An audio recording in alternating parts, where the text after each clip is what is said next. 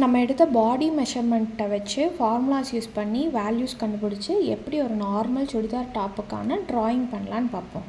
First உங்களோட total லென்த்தை வந்து கீழேருந்து கிளாத்தோட கீழேருந்து மேலே, அதனால தான் இந்த மாதிரி ஏரோ போட்டிருக்கேன்.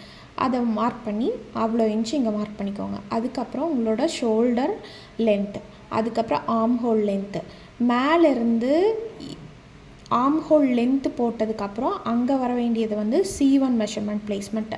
C1ங்கிறது உங்களோட அப்பர் செஸ்ட்டோட மெஷர்மெண்ட், அது டிவைடட் பை 4 + 1ங்கிறது தான் இங்கே வர வேண்டிய மெஷர்மெண்ட்.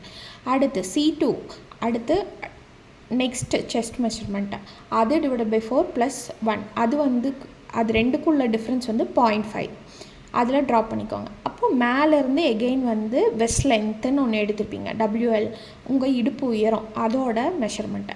அடுத்தது வந்து இடுப்பு உயரத்துலேருந்து இடுப்பு ரவுண்டு, அங்கே வந்து இடுப்பு ரவுண்டு வந்து வெஸ்ட் ரவுண்டு டிவைடட் பை 4 + 1ங்கிறது அதோட ஃபார்முலா. அதை மெஷர் பண்ணி இங்கே மார்க் பண்ணிக்கோங்க. மறுபடியும் மேலே இருந்து உங்களுக்கு சைடில் கட் ஓப்பன் எங்கே வேணுமோ அங்கே ஒரு மெஷர்மெண்ட் எடுத்துருப்பீங்க, அதோட ஹைட்டு. அடுத்து சீட் ரவுண்டு எடுத்திருப்போம், சீட் ரவுண்ட் டிவைடட் பை 4 + 0.5ங்கிறது இங்கிருந்து போட வேண்டிய கோடு.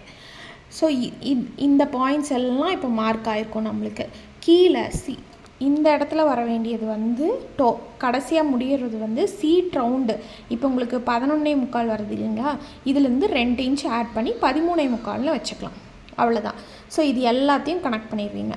ஸோ இந்த எக்ஸ்ட்ரா வந்து இங்கே வந்து 1.5 இன்ச்சு, இங்கே 1.5 இன்ச்சு, 1.25, இங்கே வந்து 1 இன்ச்சு, இந்த ஓப்பன் அப்போ வந்து 1 இன்ச் விட்டு நீங்கள் மார்க் பண்ணி வச்சுக்கணும். இது எதுக்குன்னா தையலுக்கு எக்ஸ்ட்ரா, இங்கே தான் நீங்கள் தையல், இதுதான் தையல் லைனு, இது வந்து எக்ஸ்ட்ரா கிளாத்.